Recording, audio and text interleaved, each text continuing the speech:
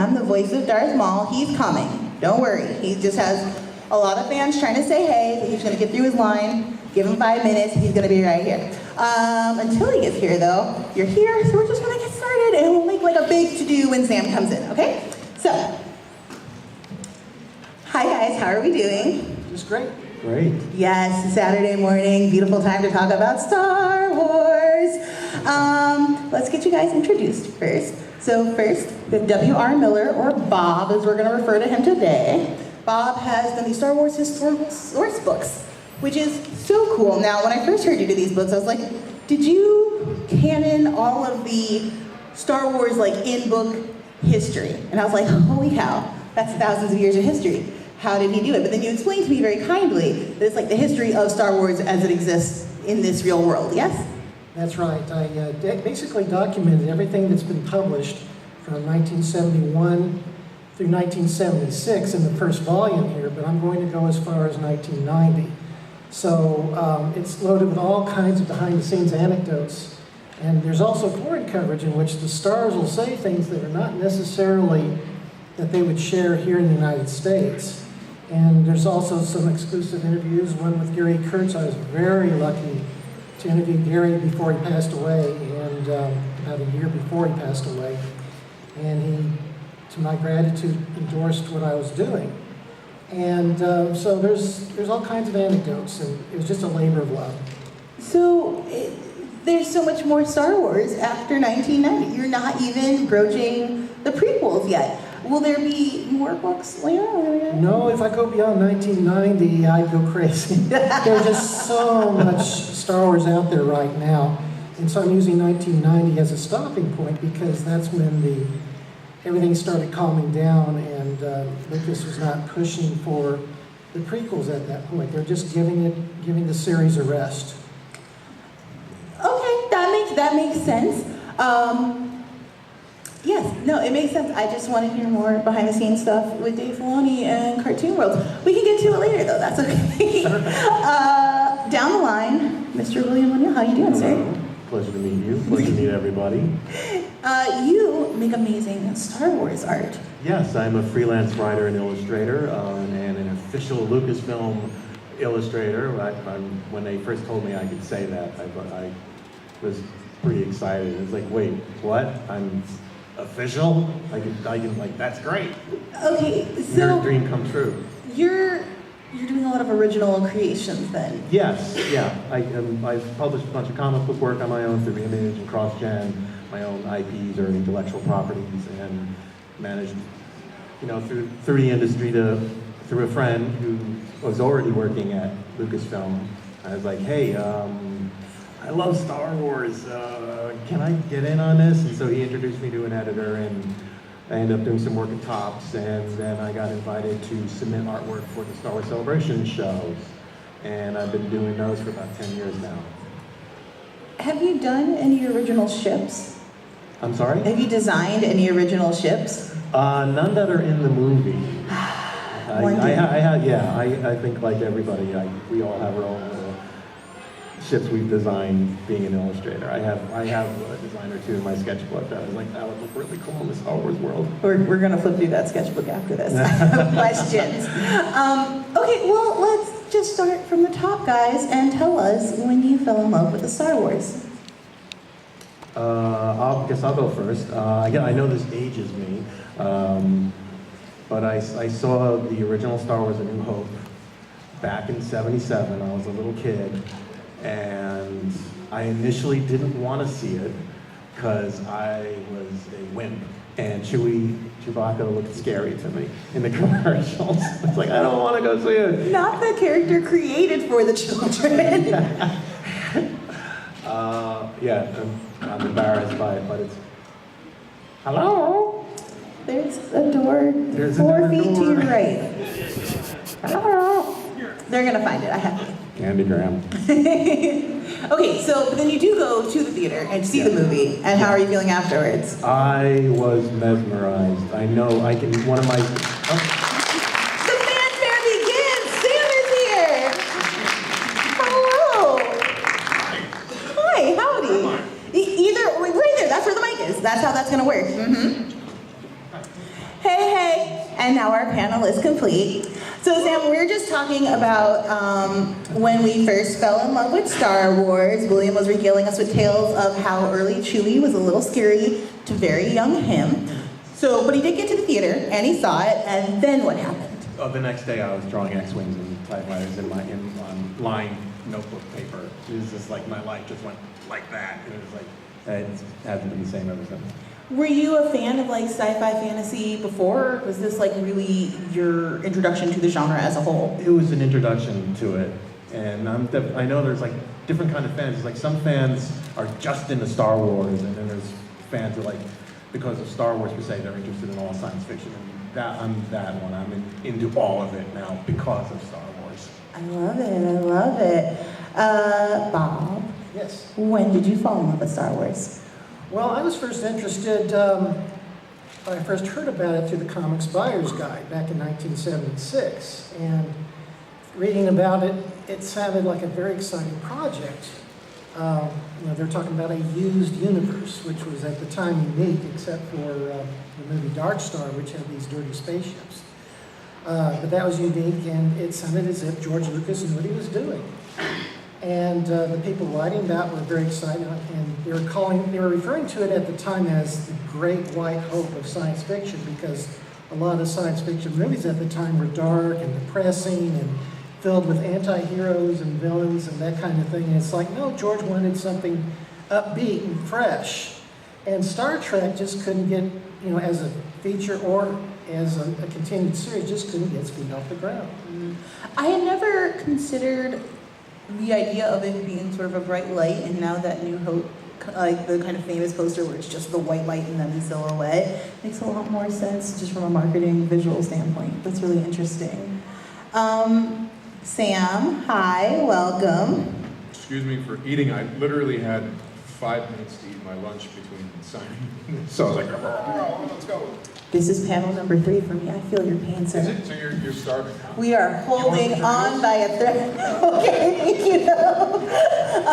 Tell me about when you first fell in love with Star Wars. Well, I was, at the time, 32 years old. And, no, I'm kidding. I was negative 5 months old. That's right, negative 5 months. And so I was born in, I didn't really have a choice. Yes. I grew up quoting films and never knew a time before Star Wars. And then I suppose when I got to be about 10 or 11 years old, it became an active choice, because by the time that I was 10 or 11, it would have been after Return of the Jedi, and Star Wars was kind of gone. They weren't making any new movies, and the Droids Ewoks Adventure Hour was gone. You only could get it in novel form at the time. You could only read the Droids Ewoks novels. You're right. No, there were no Star Wars novels. I mean, there was like the whole Star's End thing, and but those weren't really. I didn't really even know about those. But friends of mine and myself, we liked playing D&D. And we heard that there was like, I can't remember, I must have been 11 or 12 or something like that. There was like a D&D version of Star Wars, or Star Wars version of D&D, rather. And then, yeah, what? Cool. So went and picked up those books, the Star Wars role-playing game books by West End Games, and started reading like, wait a second, the Emperor's name is Palpatine? What? And he was a senator, and there was a republic with 10,000 Jedi Knights, and I started going, whoa, let me watch these movies again. And started really digging in a very voluntary way, and then got lost in Star Wars never to return. I feel like this is such a cyclical story. Star Wars is so great. We're essentially on our 5th generation of Star Wars fans now. If we think about who's entering and coming up, there'll be a lot of kids who this new trilogy is their first introduction into the series. I grew up watching the originals, was 10 when the prequels came out, and I enjoyed them, particularly Phantom Menace, because race car driving is awesome, and it's like a desert, and it's a cool kid or whatever. But it was not until the Clone Wars came out, where I was just, the television animated show, where I was just completely floored and enraptured with the series, and I was like, there are badass women. Leia is so freaking cool. She got to hold a gun, they gave her pants eventually, but then I learned about Ahsoka, and I was like, I don't know if I can contain, like, seeing myself in a character in Star Wars for the first time, really. It was beautiful, and I think that's kind of what makes Star Wars so great, is that we have, like, at this point, hundreds, maybe 1,000 characters that everyone can kind of imprint themselves on or see themselves in. And I was wondering which characters and or themes from Star Wars kind of initially grabbed at your heart. That's for the whole table. Go for it. Okay, I'll give you a bizarre answer to that. The character I latched onto was Ben Quaterneros. Dead Greedo. Not dead inside. So Wait, seriously? No. Okay, that would be amazing. Like, No. stick with that. That's all. And scene. Actually, bizarrely enough, was an action figure. I liked the Death Star Trooper action figure. Okay. Because I would use him as my avatar as me. And so I would then get to interact with Han and Luke and Leia. You were working on the Death Star? Well, you know. He You was know on- what that thing's built for, though, right? Like, it's like, Well, I'd use him as more of I'd use him as sort of like a rebel trooper. 'Cause they were actually going to repaint that action figure as a Right. rebel, but they never got around to it. So. You were like an Like early Poe. Well, I he's working love for you. it. So bizarrely, I guess in some sort of way, that was one of the characters I latched on to. I just inserted myself into the universe through that character. Star Wars is also one of the first series that really took advantage of toy lines as a way to connect to its fan base too.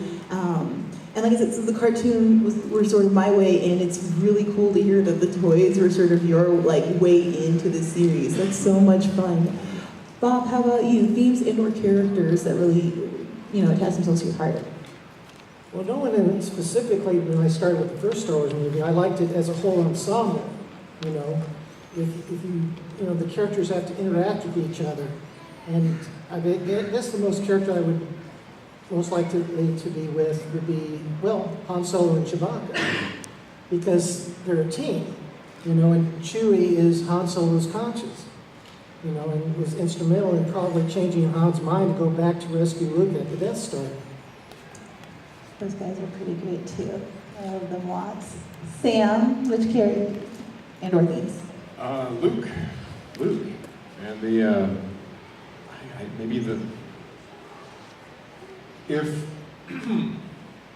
if being a Jedi is synonymous with becoming a complete moral adult, then yeah, Luke is the character, because there's not a character who had to work harder for that in all of Star Wars, who had to fall down, scrape his knee, get back up. Stand on his head. Yeah, stand on his head, levitate pebbles. No, but because, with all respect to the other characters, I mean, there's a lot of characters that people venerate and they talk about. Wow, this character's more powerful than Luke. Darth Maul can fight with swords better and all this stuff, and you'd be like, that has nothing to do with why Luke is the greatest Jedi ever. It's because he's the compassionate one. The compassion is his superpower. He doesn't defeat the Emperor through pulling down a Star Destroyer over his head or doing some weird, lightning or some incredible force thing. He defeats the Emperor because he makes a moral decision. And he throws his lightsaber away and goes, I'm sorry, I'm a better person than this. I'm not doing this.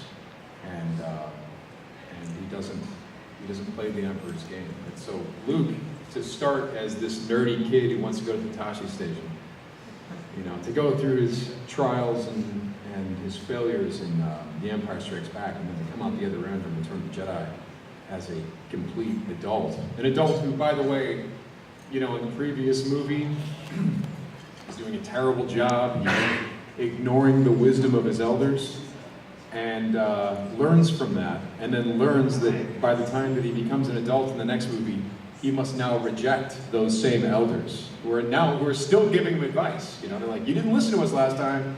Look what happened. You went to save your friends. We told you not to, and then they had to save you. He's like, yeah. So we're telling you got to kill Darth Vader. He's like, no. Well, we've already tried it. He's gone. Yeah, I'm not going to do that.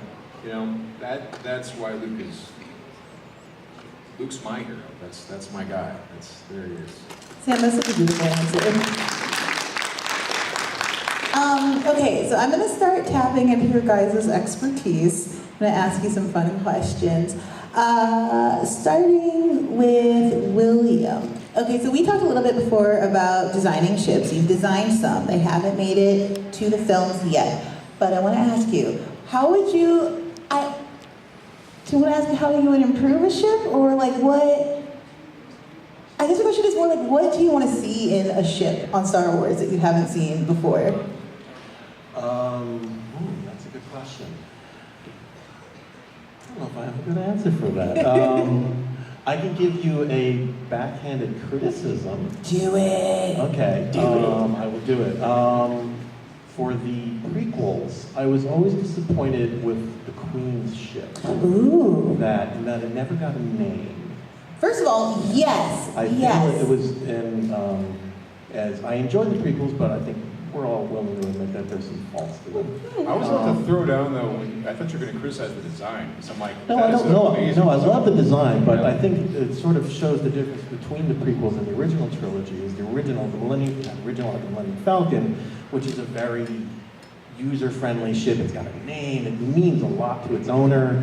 And then the Queen's ship doesn't even get a name. You know, so I feel I feel they could have personalized it even within the concept of the royalty or something like that. This is a ship that's been passed on through generations of important people from Naboo, and this is an important craft, you know, and it would have added an element of personality to it, which would have made it a little less distant and dry. And I think in some subtle way, from a creator point of view, that sums up the differences between the two trilogies. That is an amazing observation, and it absolutely houses not just the Queen, but like all of her consort ladies. Yes. And the idea of it sort of being like a floating school for girls, like learning and coming into their own, and but like not just like learning to lead people. I never really thought about how that ship is filmed and how we kind of didn't give it its due. Yeah, and it's gone in the second and the third one, and it's like I would have brought it back for the other two, and it made it a little more personal. I love that. Even from a royalty point of view, it still would have been more intimate. Now, Sam, your favorite Star Wars hero is Luke, and then you fight his master, and really, so many times over many, many years, but then in this epic kind of samurai battle. He started it. He started it. I want to talk to you, the thing I've been most excited to talk to you about is Darth Maul's journey could maybe possibly be considered one of the greatest journeys in Star Wars canon. From being just completely destroyed to literally building himself back up. When you were talking about Luke, it surprised me how close their stories are, and it's really just a difference in who they fight for. Did you ever think you would be playing a character from the dark side? And what does Maul sort of mean to you? He's not a very nice guy. You know that, right? He's Not at all. Well, at first it was simply, I feel like it was a treading water maneuver, because we're talking about a character that was already accepted and loved by the fans, and by the time that I was asked to step in there and do the voice and help create a persona for this guy, it was like, well, people already love him. You can almost only lose, because to everyone, Darth Maul had whatever personality they wanted him to have. So how the hell were we going to create a personality that would make everyone happy? Somehow, we seem to have gotten away with it. So that's, yeah, I'm just happy that we survived it. But in terms of his journey, I feel like I'm still learning about it, because we got some new stuff coming up where he's doing some very different things that we've ever seen him try to do. But if Star Wars is about, like I said, the whole ascent to becoming complete immoral adult. Maul is a guy who maybe isn't going to get there because he's trapped in his own cycle. He's trapped in this circle of obsession, and he is not reflective enough to kind of break out of that. And so I think he's the example that the opposite example from Luke. Luke is the example of someone who has to be reflective in order to grow, and Maul is too busy blaming everyone else for his problems. So I think that's maybe the way that they're different. Does he think he's a hero to himself? Maul? Like a good character-wise is like a character. Everybody thinks they're the hero in their own story. Does he think he's the hero in his story? In these new episodes? Yeah. You better believe it. I can't tell you what's in those episodes, but oh yes, more than ever does he think he's the hero of his own story. Are we talking Rebels? The episodes that you guys haven't seen. Yes! Keep these things in here. So excited to see Maul's return. I was shocked to see him in Solo, just popping up, ready to sling a blade again. He's phenomenal. I think the villains are a huge reason why a lot of us came into Star Wars. As great as it is to see heroes succeed and have these like crazy adventures, my gosh, I can't. There's very few series, fandoms, whatever you want to call them, that have villains that are this deep, that are this intriguing, that are this sympathetic. Bob, I wanted to ask you, as you're doing research for your books, as you're learning about the original villain, Palpatine, what were maybe some of the fun things you learned about him that are not maybe known to the general audiences? Well, off the top of my head, not even Coruscant was named until after the movies. It was thanks to Timothy Zahn, who authored the Thrawn trilogy, the original Thrawn trilogy. Great human being. Yeah. I love Timothy, he's really sweet. Palpatine was originally, actually, if you look at the original Star Wars, you'll recall the line from Moff Tarkin. He's talking to Vader, he says, "You, my friend, are the last of their religion." So at that point in time, Vader was the only one who wielded the Force aside from Luke and then Kenobi. So as Lucas developed the story into sequels, at that point, that's when Palpatine came to be a Force wielder and significant in what Lucas had in mind. And that's what I found that was interesting. Lucas was basically making it up as he was going along. He did not know that the first film was going to be that successful. Vader died, didn't he? No. Oh, no. In the original script, he did. And Lucas decided to keep him alive because he's like, oh, this is kind of working. This character's working. At the end, I'm sorry, let's rewind. At the end of A New Hope, did Vader die in the original He script? said, add a shot where Vader is spinning off into the distance. Well, I'm just going off the movie. Oh, yeah, no. He lives in the movie. Right, exactly. That's what I'm talking about. This is fast. I had no idea that we almost didn't get an Anakin. That is wild. With Maul dying in episode 1, that it just wasn't, Lucas wasn't thinking in terms of, oh, he's the Vader. He wasn't thinking that way because Vader was a villain of the week. Like the same way you go to the movie serials and you see that the dastardly villain, oh, he gets defeated, he's gone. Next villain, next villain. You know? Yeah, Lucas was basically disposable. Yeah, Lucas had all these ideas that, like, you know, he's kind of engaged in a little revisionist history, which is cool, I get it. Where he had all these ideas, but he also knew he could not fit them all in one movie. So he did, when he finally managed to get the screenplay done for the first one, he did write it as like a standalone film. You know, if it does well, fantastic. But like, you know, so these other ideas I have, well, I'm gonna have to tweak them so they can fit into this one movie. So I used to teach film kids how to use social media and things, and we, you know, found a common ground in Star Wars. And I would tell them that, like, listen, we can look at George Lucas as a prime example of having many great ideas, but being open to edits, being open to our creative crews around us. George did such a wonderful job in establishing an amazing universe, and he had just, who else but him could have, you know, brought this into the world. But then, and again, as we think of Star Wars as something not just the movies, not just the novels, not just the toys, not just the cartoon series, but also the fan fiction, but also our headcanons. I think it's a community of people who've made something truly beautiful, and a huge universe that we can spend so much time in. And I wonder, do you guys have a favorite place to spend time in Star Wars? And that, I mean, either a book or a movie, or even like a scene. Like, from the prequels, I really like it when Anakin and Padme are just in love, and I can just chop around it and be like, no, this is just like a peaceful, beautiful place where these people were happy. She shouldn't be dating him. She shouldn't. No, it's weird all the way around. Their ages don't come out. A lot of questions. Such an enabler. For me, it's the flight scenes. Ooh. Because see, look, the flight scenes in the original trilogy. In the original trilogy, George Lucas is into speed. He's into racing, and so the Death Star trench, when the X-wings are diving in, and you get that exhilarating perspective. You know, you are a part of that scene. You are in that X-wing, and everything's rushing past you, and all the lasers are flashing toward you, and Darth Vader's zooming in on your back. You know, that's very exciting. And you've got to blow up the Death Star very soon, or they're going to blow up the Yavin 4. You know. In Empire Strikes Back, you've got the snowspeeder scene where they're looking for Han Solo.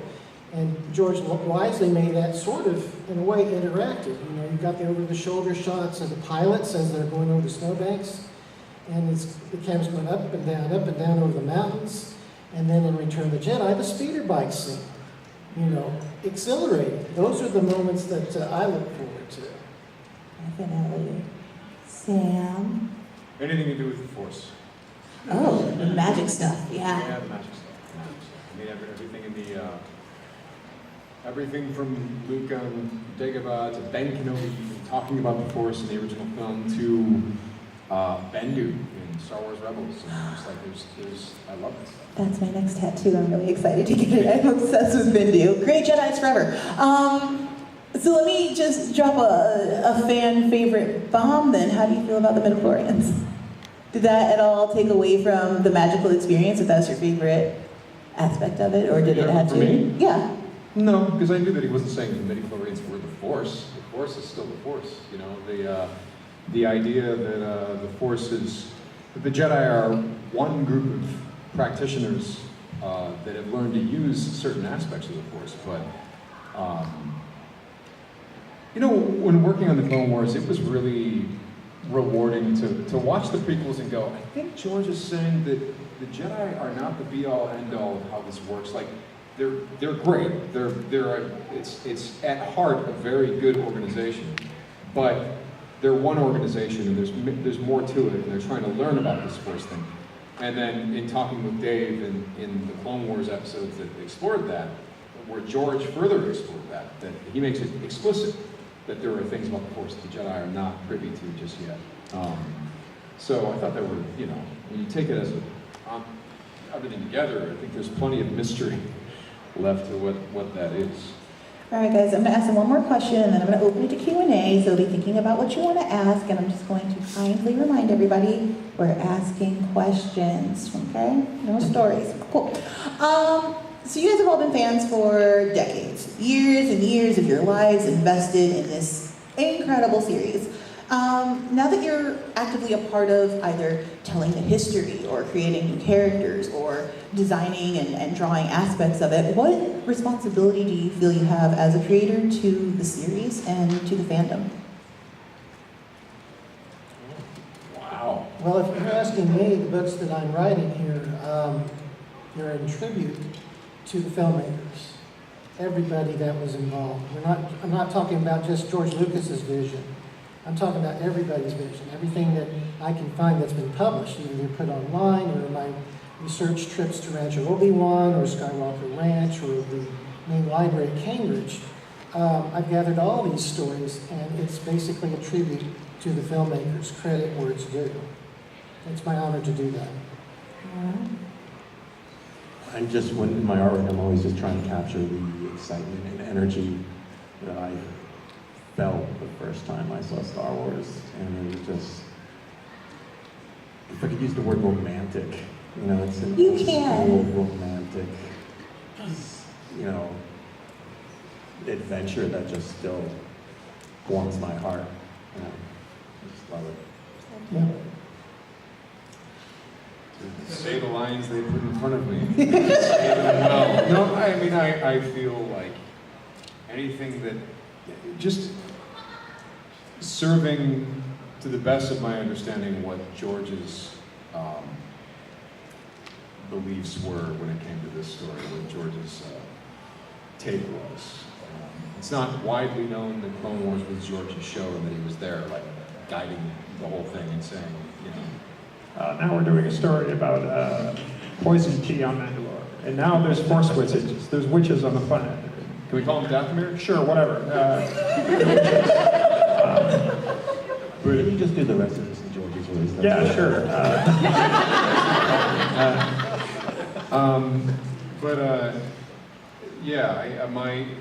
If I have any function, it's simply in serving that mythology, and again, to the best of my understanding of what it is that George would have wanted, and trying to make it as little about me as possible, because making it too much about oneself is the path to the dark side. Thank you guys so much. I'm going to open it up. I'm going to ask you guys to use your theater voices. Project to the back so we can hear you. I see a lightsaber up. What's up, guy? Question for Sam. Two questions, actually. Will we ever see the brother, sister, and father again? Maybe in the Clone Wars? The Mortis characters from the Mortis episodes? Well, you saw them in Rebels. Isn't that enough? No! We need more! And Let me ask.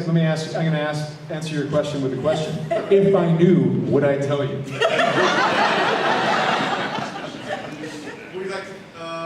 And my other question was, if they ever bring Starkiller to the theaters, I hope they do. Would you like to reprise that role? I don't know if I'm available, man. I don't know if I can do it. I don't know if I would surely love to do anything that they'd ask me to do. But the Mortis thing, again, it's talking about mystery to the Force. When George Lucas came up with those stories, everyone was like, what are we doing? What are we doing? What did George say we were doing? Yeah, there's a father, there's a son, and there's a daughter, and if you don't get on board, you're fired. He didn't say that. But he would have been right because they're the best. Who else? Questions? Sir? I have a question for all you. Would they ever do a more backstory on Boba Fett or IG-88, some of the bounty hunters? The question for those who maybe couldn't hear was, would there be more stories on the bounty hunters? Like more in depth. More in depth? Yeah. Okay. I don't know if they are. I would love it if they would, because one of my favorite scenes in Empire is just seeing all the bounty hunters, and I would love to. I feel like there's like a lot of drama in between all of them. Oh, yeah, You know, I feel like Boba Fett gets all the glory, and some of the other ones are a bit resentful of it. So it's like you and your fancy armor. I don't know. I think there are some backstories told in what used to be called the Expanded Universe stories in the comics, the Dark Horse comics, but now it's called Legacy, so you'd have to look that up. But as for IG-88, if you saw the trailer for The Mandalore, you'll see IG-88 in that, and he goes berserk. His body, if you haven't seen it, his body is like a praying mantis kind. He's like, or a pretzel, he's staying straightened up. His head is rigid, while the rest of his body rotates, his arms are out, firing lasers all over the place. It's very exciting. I don't like it. It's terrifying. What can I say? But if you're an IG-88 fan, you'll see him in that. I feel like your previous answer of if I knew, would I tell you applies here. So I'll just tell you guys that last year at this convention, I sat down with Mr. Tim Zahn and asked him a very similar question, which was if you could pitch one of the independent movies. Rogue One had just come out, and we were discussing, if you could pitch just a movie in the Star Wars universe, which story would you want to tell? And he said he wanted to do a feature-length story of Han being trapped in the Carbonite and all of the bounty hunters coming to steal Han so they can win the prize over. Tim is amazing. He's brilliant. Other questions? Yes, ma'am. My question is for Sam. So there's heroes, there's villains. pretty much what draws you to, it seems like you play a lot of villain roles in general, voicing, acting, with dark villains. What do you like about it the most? Getting into character. What do I like about villains the most? Yes, play one, getting into the character and just... I think the biggest challenge with villains is to try to make the audience agree with them. Because they're not nice. No, they're not. But I mean, when people say I feel so bad for Darth Maul, and I'm like, I feel bad for the kids on that planet. And he's telling say, Savage, here's how we do things. See those kids over there? Yes. Yeah, well, we're gonna kill them, and that's gonna get the Jedi to come in. I feel bad for those kids. You ever feel bad that like you're gonna just terrify like little kids, and as they get older, they're just never gonna look at you the same when they realize, when they look at you and see, oh, this is the guy that's the voice behind that? So she's telling me, do you feel bad for the kids that you're traumatizing? Something along those lines. That's what you just said. Yeah, now I do. Now that you're telling me. I mean, you have a face of like, oh, the nice guy, but you play the dark. Really? Because I think the reason I get all the villain roles is this cool top of my face. I mean, you could do hero, villain, it doesn't matter, but I mean, you're great at the darker roles, so. I just worry for little kids. You're just worrying for the children? Is that what you're saying? The whole question, guys, was for the benefit of the children. Just think of the children. Look, the whole thing with the villain, with any villain role is I think if there's a challenge to it, is again, trying to make the stuff sound as reasonable as possible. And when your face is red with tattoos and there's horns coming out of your face, it's an even bigger challenge to make what comes out of his mouth sound reasonable. But I'm weirdly, strangely delighted that people feel bad for Maul or any of these not so nice characters. Because they sure feel bad for themselves. You're doing such a good job that I feel like you've made him oddly he's just oddly relatable now. It's like somebody's just fallen into a bad crowd, made some bad decisions. Go get coffee with them. Life had been different. He could have been a good guy. Sam, I'd like to throw a compliment your way. When you were on Once Upon a Time, you were playing Mr. Hyde, and Mr. Gold was force choking you, and you had your head back, and you're choking, but at the same time laughing. And that was, to me, was amazing. Thank you, yeah. Yeah, well, I remember that. Yeah. Yeah, well, yeah. That was amazing. Thank you very much. That was another character where it was fun to try to make people feel bad for him. So, but that's the thing. The villain never thinks they're the villain, unless it's Palpatine. I think he probably knows it, doesn't care. He's like, that's great. I'm the villain. This is amazing. Ooh, I know what I want to ask you guys. As fans, for Star Wars Celebration, they released the new trailer.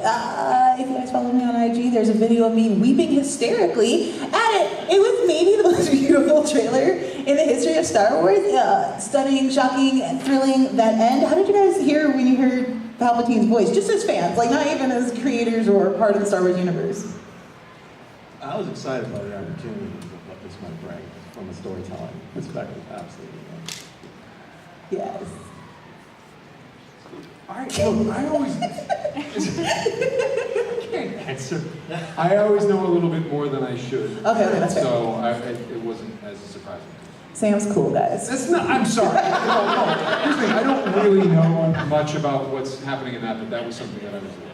That's fair. I can answer all my questions like that, make me sound more important. I know things I can't tell. All the things I know. I don't know, because the real reason I'm hesitant to say that is because people tell me things they shouldn't, and I get people in trouble. That's basically it. Why does Witwer know this? This is stupid. The burden of being in the industry is very real, guys. How about you as a fan? You hear Palpatine? Well, it really alters what happened at the end of Return of the Jedi, doesn't it? Was Darth Vader's sacrifice worth it? But I can only speculate. Maybe it will work. I mean, I'm happy that Ian McDiarmid is going to be involved. He's a wonderful actor, so we'll give the filmmakers a chance. Let's see how they make it work. I'm looking forward to it. Me too, it's an adventure. More questions from the audience. Yes, sir. This one's for Sam. As playing a character at the time Maul had a broken time, was that harder to get into or come out was in terms of playing the insane version of Maul when we first pick up with him in Clone Wars. Was it harder to get into it or come out of it?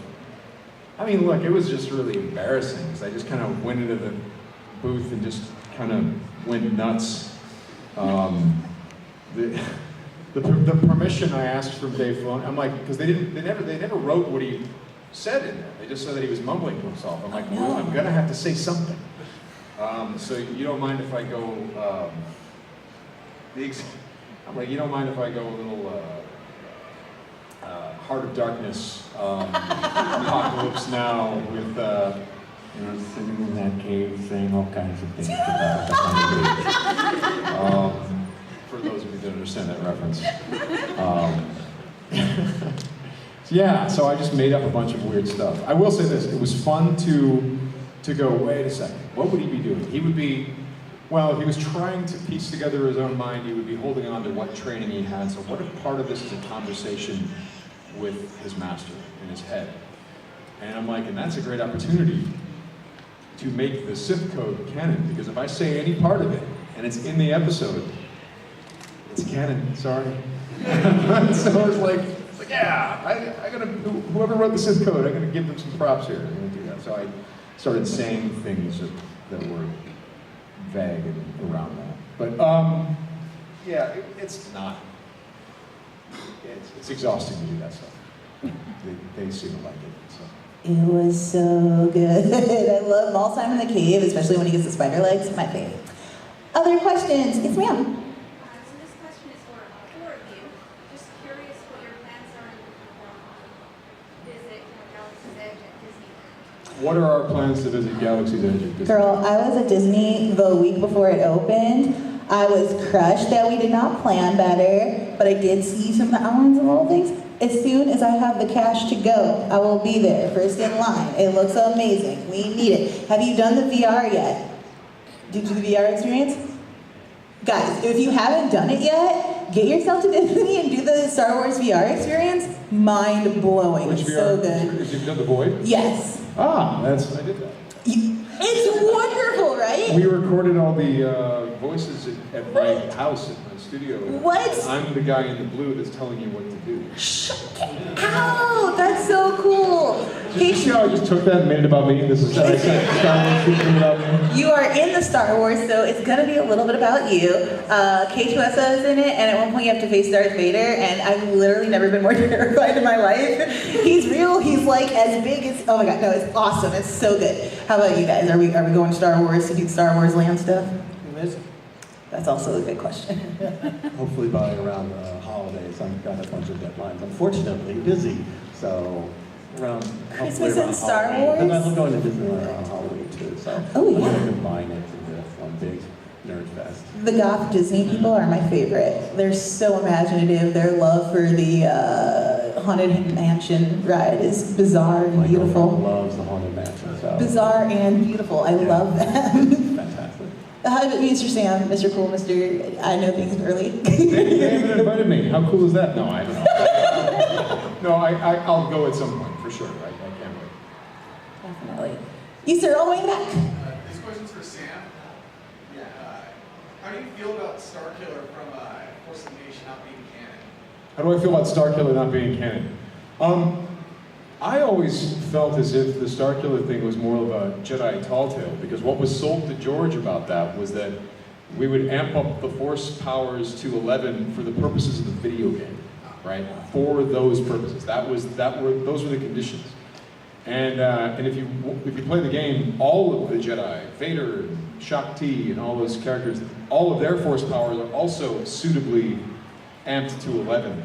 So I think the idea that he's not purely canonical, I always thought that was sort of going to be, like, something very much like this happened. And there was a Vader's Apprentice, and these events generally occurred. But did he kill 500 stormtroopers in a TIE fighter facility by throwing them in the air like this? No, maybe 3. Did he pull a Star Destroyer out of the sky? I don't know, maybe he mind tricked the pilot to go like that. Because that, let's be honest, that's a lot less work, isn't it? Because like, I don't know what's going on. This is weird. Is that weird? Like, That's how I would pull a Star Destroyer out of the sky. Like, man, you're so powerful. Be like, no. So yeah, my thing is, I always took it that way. I always took it as this is a tall tale. This is a Jedi tall tale where everything is blown up to mythic proportions, and that was the way that it was supposed to be. I will say this though, it's nice to see other Jedi and various other Star Wars things pull some Starkiller moves, like the Force Repulse. That's mine. Sam, you're blowing my mind because in a way, if you think about it as having been a legend already and now it's just in Star Wars Legends, it just works. It's amazing. I love that. Other questions? You, sir.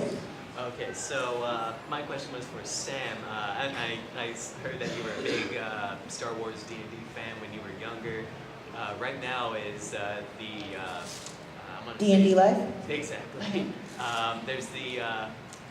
There's a new sort of Edge of the Empire storyline that are out now. It's a whole line of those books, and some of my friends are wondering, would you ever consider a celebrity sort of guest appearance for something like that online? A celebrity guest appearance for? It would be online. The website is I'm going to jump in real quick. So I don't know if you know, Sam, but people are playing D&D and videotaping it and live streaming it. Exactly. What? Joe Manganiello does one, and it's bananas. There's a whole crazy group of critters. Critical Role is the name of the show. They raised something like $4 million. Was it more than that? It was a ton of money in like 2 days to fund an animated version of the D&D campaign they played live. It's a ton of voice actors, actually. So if you were invited, would you play? Well, let me say this. If you had a phone, would you do a search for GEGGWARS, Gag Wars? Because me and this cast of Star Wars Rebels already quietly did this and put it out just kind of like for fun. Wait a minute. Oh yeah, I ran the game. Freddie Prinze Jr., all those fools. We play the Star Wars role-playing game. The only thing Lucasfilm asked us to not do is have them play as their characters from the show, and to make it sure that this wasn't canon, which is bull because it was canon. What we did. But no, we did it. We did it as sort of a, hey, could we do this? And then going forward, we'll see if we do it more in an official capacity, because we have little talks with people here and there. I can't really say much more than that. But we literally, just for fun, just were like, let's do that. None of us were making any money off it. We were just like, let's do it. So if you go on, I think it's YouTube, if you go on to Gag Wars, you can see me and the cast of Rebels playing the Fantasy Flight games Star Wars role-playing. So once again, that's G-E-G. G-E-G-G. 2 G's? Wars. Wars. Gag Wars. I know what I'm going to be streaming tonight. I am elated. You were the Dungeon Master, Game Master? That was me, yeah. Oh. We had everyone but Tia. Tia couldn't make it. So we're going to pull her in later. Disney Plus, I don't know if you can hear me out there in the universe, but this is what your app was created for, and I will watch it diligently. No comment. No comment.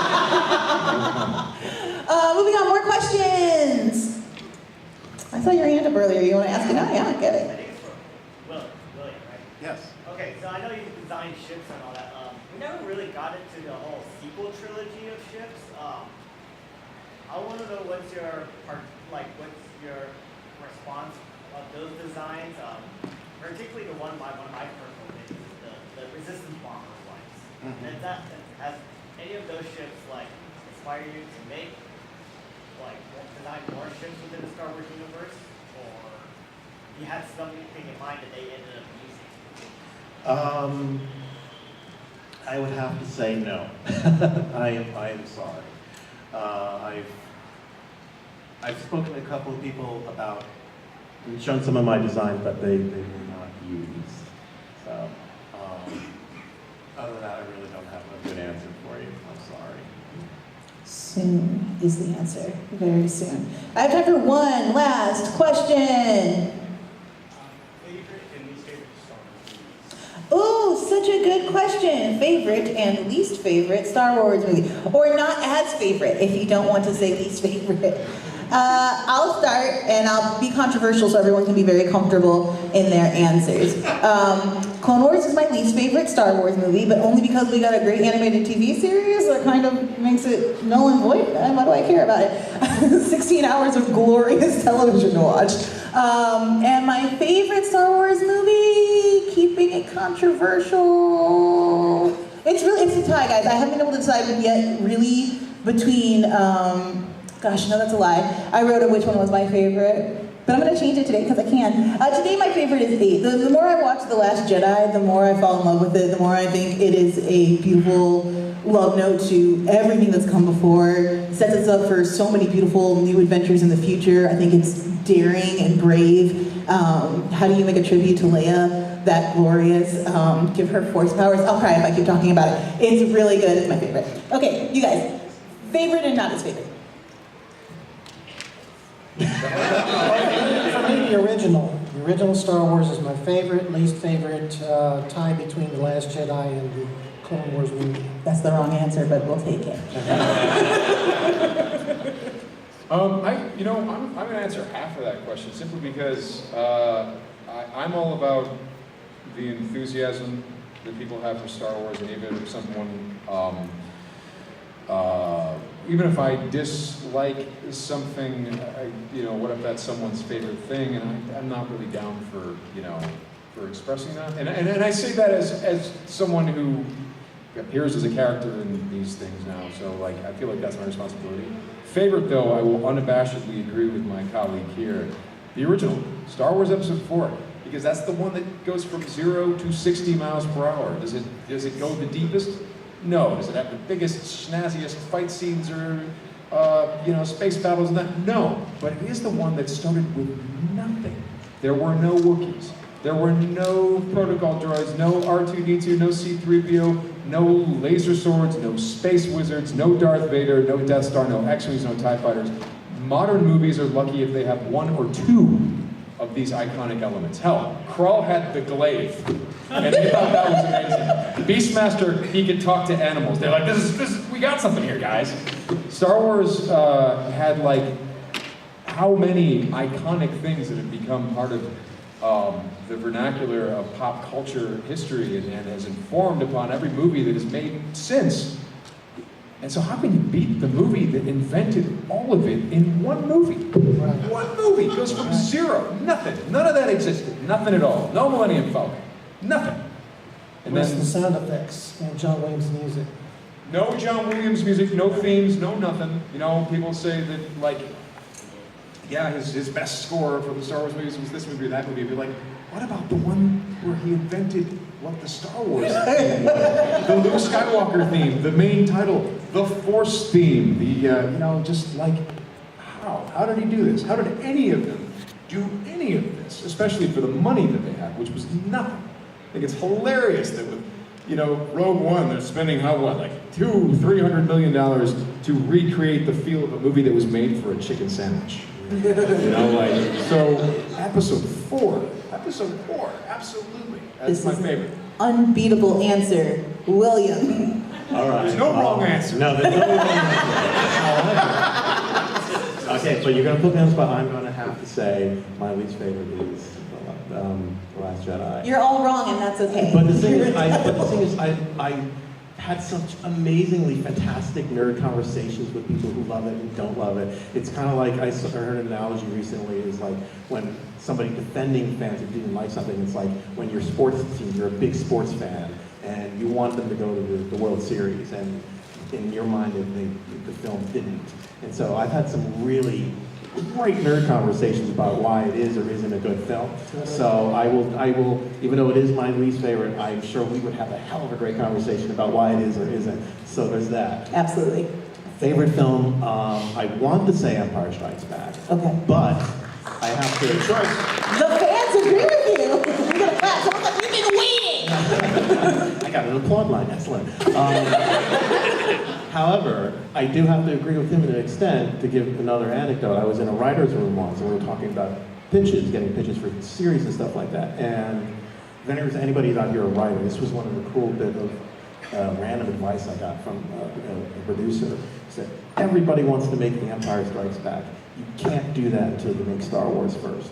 And the whole room of writers were just like, oh, that's brilliant. It was like, even though Empire Strikes Back is in some ways a favorite, you couldn't have done it without Star Wars first. Well, so it's a tie between the two of them. Think about the lead characters. Everyone wants to make Jedi Luke Skywalker, but you can't make that without Tosche Station Luke Skywalker. Right, yeah. You have to build it up. The guy has to fall down, get back up. Ahsoka Tano, same thing. Ahsoka does awfully. Early in the Clone Wars, she's messing up left and right. Like, and then she builds herself up.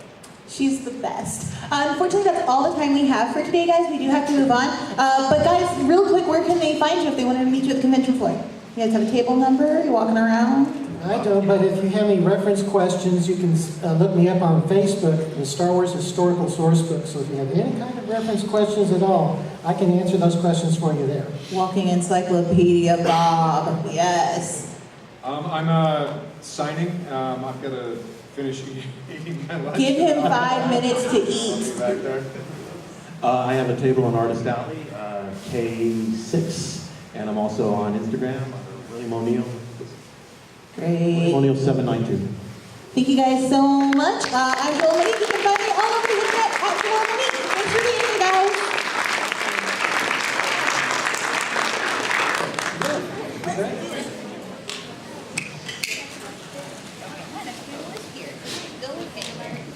I can stick on these buttons.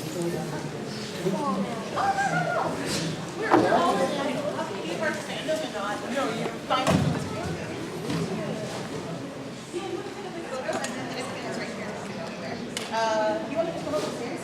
No, the 35th anniversary of just do this and then he's outside.